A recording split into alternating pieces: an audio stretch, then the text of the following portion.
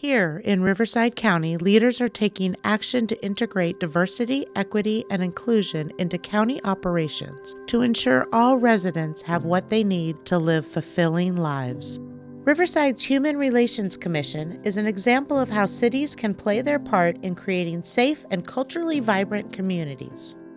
The mission of the Riverside Human Relations Commission is to act as an advisory body to the mayor and the city council on issues of discrimination and to advocate really for equal opportunity, justice, and access to services and opportunities here in the city of Riverside. A lot of the times, cities do a less than admirable job of dealing with past injustices or even ongoing examples of racism or discrimination or inequities, right? We've seen, especially during the pandemic, how systemic inequities impacted different communities, both economically and with health outcomes. It's important for cities to take that first step in creating a commission that can act both as a forum and an opportunity for folks to actually voice some of the issues that are going on in the community. Temecula's Race, Equity, Diversity, and Inclusion, or REDI Commission, meets monthly to discuss the topic of diversity and identify ways to incorporate more inclusive practices in city events, services, and programs.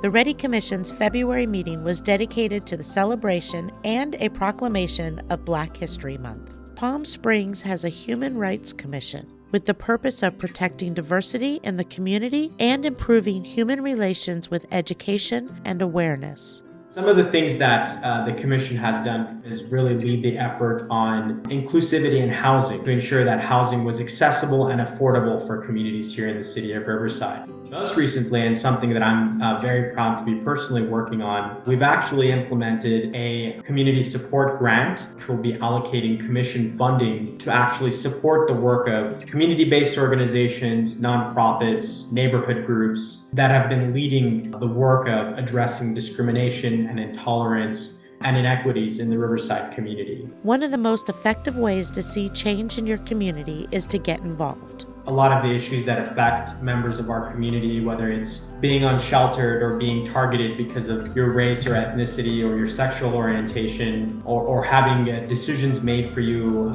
based on your gender. A lot of these conversations are happening without the involvement of the community.